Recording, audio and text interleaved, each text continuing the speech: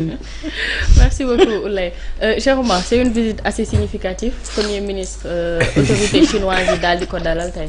maman doo may ma reetaan ba pare Ouleye amul quoi man commencé woon naa jàng chinois sax parce que j'ai un ami Babacar Niang il a fait 20 ans presque en Chine moo ma jàngal ni hao mais Babacar Niang c'est un modèle, c'est un exemple pour nous les issus de la banlieue. Parce que on a grandi ensemble moo dàqoon luwee ay vélo nag ci Pikine Ridis bi après ñoo demandoo lycée Limamou Laye demandoo université mais tey moom c'est un entrepreneur sénégalais boo xam ne il est établi en Chine et que tey même chinois yi dañ ko jël comme un ambassadeur pour mu représenter les communautés africaines et puis ñu bëri gis nañ aussi apport bi nga xam ni am na ko si Ousmane Sonko bi nga xamante ni mu ngi nekk si ay difficultés moom moo fi yónnee woon Ousmane Sonko appareil boobu. Et puis il a beaucoup fait et d'ailleurs récemment rek ñëw na indi ay entrepreneurs chinois pour ñu indi ay tracteurs ak ay matériel agricole et je crois que même si visite bi gis naa ko ci donc ma koy féliciter parce que bu fekkee am nañ ay doomu Sénégal yoo xam ne ñu ngi fa wone fa dara ba ñu mun leen a naw mun leen respecter je crois que à travers cette occasion maa ngi koy nuyu. moom na daa dem ba nduroog chinois yi bëti sax daa dem ba sewaale mais ma koy nuyu alors malheureusement dañu am je sais pas xaw ma c'est une certaine presse ou c'est certaines personnes yoo xamante ni ils ont une haine viscérale bu jëm ci Ousmane Sonko. xam nga j'avais l'habitude de le dire dafa am suma benn grand bu dëkk Pikine Godsila Mbaye nijaay la papa la si ñoom Waly Seck ak yooyu daa am benn wax mu ne ku nangul yàlla dogal doo sonn te sa xol du jeex mais boo bañee li yàlla dogal da ngay sonn te sa xol di jeex. Je crois que pour une visite c'est pas une visite de Ousmane Sonko c'est pas la personne d'Ousmane Sonko quoi bu politique jotee nañ def yëf politique du problème mais am na fu ñuy toll foo xam ne bu liggéey jotee pour réew mi jàpp naa ni képp ku bëgg sa réew war nga ci mën a contribuer de manière positive. Il a fait une visite on commence par dire waaw province la dem Angle Goumba la dem de petits ragots quoi. Nous on est sur de petits détails d'abord Ousmane Sonko ban cër la am. Premier ministre. Il est premier ministre. Mais en dehors de casquette de premier ministre il est le leader. Sa révolution bi mu teg au Sénégal c'est une révolution politique. dafa retentir à travers le monde. maa la koy wax keroog bi mu bindee sur son compte Facebook si affaire basket bi. Automatiquement les Chinois di on va vous offrir des bourses. Au-delà de cette visite dafa amaat yeneen enjeu géopolitique yu la xasu si ginnaaw loolu dinaa ci ñëw après. Alors balaa ngay dem si visite bi sax parlons du modèle chinois. Aujourd'hui la Chine c'est la première puissance économique. Tout à fait. Comment la Chine a fait pour accéder à ce niveau? Il y a une révolution Mao, après Mao ils sont allés faire une révolution industrielle, une révolution agricole. La Chine c'est l'usine du monde. La preuve, Donald Trump lu muy doflu daa ñëw indi une guerre commerciale les Chinois ont riposté automatiquement mu génn ci. Nos téléphones que nous avons iPhone made in China. loo fi soxla ban système le Chinois yi teg ba mën a nekk l'usine du monde. Comment ils ont fait pour maîtriser les technologies. Pourtant au début demeewul woon noonu ci ñoom dañu dem xool ñi nga xam ne avancé nañ. ñu lëkkaloo ak ñoom. ba maîtriser technologie bi indi ko ci seen réew. waaye yow léegi même en management dañ lay wax benchmarking. soo bëggee dem ci kanam da ngay xool ñu nekk ci kanam. nan lañ def ak fu ñu jaar. nga xool yow yan jàngat nga ciy jël. Donc pour man première chose beneen bi de manière stratégique. Aujourd'hui la Chine s'est déployée partout dans le monde. Partout dans le monde. Ils ne sont pas venus coloniser nit ñi wala dara mais tey fii au Sénégal ce que la Chine a fait en termes de réalisation en termes d'investissement c'est non négligeable. Je rappelle que autoroute Ila Touba les Chinois ont investi 405 milliards. je rappelle que arène nationale bii ñuy kii nii boo demee rek bunt bi dañ ci bind don de la Chine moi j'étais là-bas bi ñu koy tabax. Macky nee na ay milliards la ci dugal. boo ñëwee non don c'est un don de la Chine. bi mu paree don Chine la. Ah non c'est un don de la Chine don wu 32 milliards. bi ñuy testé stade bi ñun ñu dëkk foofu ay woy chinois la ñuy teg comprendre nga en matière de BTP ils ont amené Hainan China comprendre nga.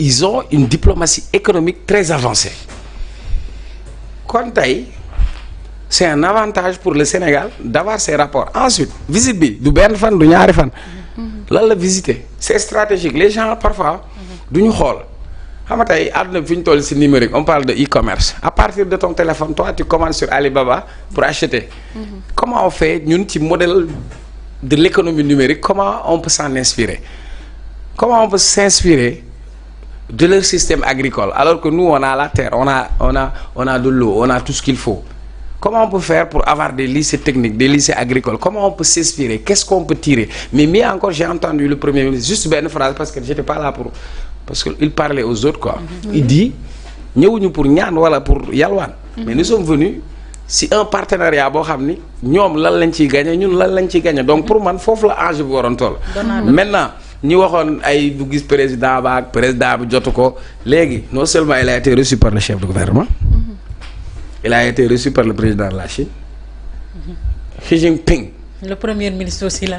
oui mais ñi toog fii naan waaw gisul lii gisul lële xam nga lu lay won mooy tey moom son problème dama ko yërëm nag et c'est normal xam nga dama yërëm ko dafa ñëw fekk benn système ou des gens yoo xamante ni seen lépp soo la sukkandiku woon am ñoo xam dañ doon def ay njambaan seen njambaan léegi forotoxul xaw ma foroxatul ñooñu mun ñu fexe ba moom munul fexe ba ñooñu apprécier lu muy def c'est-à-dire bu demoon ba ci weer bi sax toog fa dinañ ne non demul weer bi àllukaay la dem toog fa c'est léegi nag moo tax parfois yenn débat yi man su ma gisee je me dis les gens xamuñu sax enjeux yi laxasu si ginnaaw beneen bi les enjeux géopolitiques guerre Iran bi rek war naa ubbi sa bët nga xam man maa ngi toon sax nee naa Diomaye jaratul ñun ñuy défilé même ay balistique ngay dégg ay supersonique ay drone ñooy dem di régler ay affaire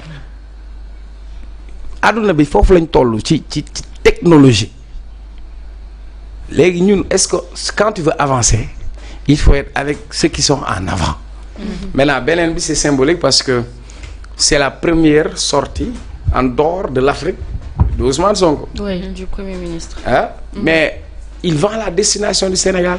Moi, je travaille dans la coopération. Je sais lan mooy coopération. Parce que si ki ngay dem, il a besoin de savoir qu'est-ce qu'il peut gagner chez toi. Il faut que tu lui vendes ta destination. C'est pas comme Mame Mbaye Niang. Qu'est-ce que vous allez vendre la destination au Sénégal? Nga naa au Sénégal, on a des animaux. Xam nga loolu niveau la quoi. Mais kii, il dit investir au Sénégal. Ce n'est pas aller à l'aventure. On a deux atouts majeurs. La prévisibilité et la transparence. Donc, il dit aux investisseurs, quand vous mettez vos capitaux, dëkk bi am na transparence. Il revient pour leur dire, il est important que le monde comprenne que c'est maintenant qu'il faut miser sur l'Afrique. S'il ne faut pas commencer tout de suite et maintenant avec tout le monde. Il y a des pays qui sont prêts.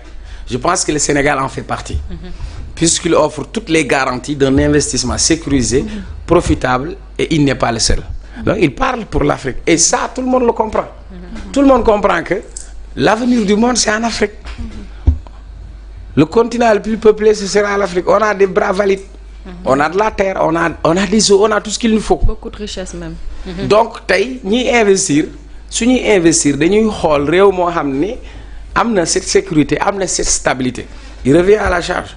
Il dit waxuma de Ousmane Sonko moo ne en Afrique il n'est pas question de réinventer la roue. Ce qui a été fait ailleurs et qui a produit des résultats, si on le fait avec la même rigueur, on aura les mêmes résultats, sinon plus. Ensuite, il revient, les partenaires continuent à manifester beaucoup d'intérêt pour le Sénégal. Les investissements continuent, mais notre option c'est d'accélérer le rythme. Nous voulons que le Sénégal, et nous le souhaitons pour toute l'Afrique, puisse aller vers un processus de développement accéléré. On a connu beaucoup de retard. Beaucoup de retard. Et tey pour combler ce gap mooy li ma lay wax ñun dañuy bay sunu mbay mi illeer ak dawa ñun ba tey ñu ngi nekk ci problème sécurité alimentaire balaa ñuy wax souveraineté alimentaire ñun suñu bàyyee ba pare li gerte gi fu ñu koy yóbbu chinois yi lañ koy jaay engrais bii ñu am fii ICS kan moo ko moom indien ñoo ko jënd maanaam ñun le phosphate du Sénégal moom la ñuy defaree ICS après les indiens moom la ñuy jël yóbbu ko seen dëkk pour bay seen dëkk pour ñëw jaay ñu ah yàlla def réew mi naat et pour réew mi naat il faut ñu am une vision éclairée pour réew mi naat il faut ñu am une volonté politique pour réew mi naat il faut ñu am un leadership boo xamante ni li muy consacré wu exclusivement à l'intérêt du Sénégal il faut qu'on se batte pour le Sénégal de demain quoi et pour le Sénégal de demain il faut investir il faut s'investir aujourd'hui parce que li kaanay naan tomorrow is built today ok En tout cas, c'est une visite très très importante. C'est dans notre intérêt pour le Sénégal. Nous,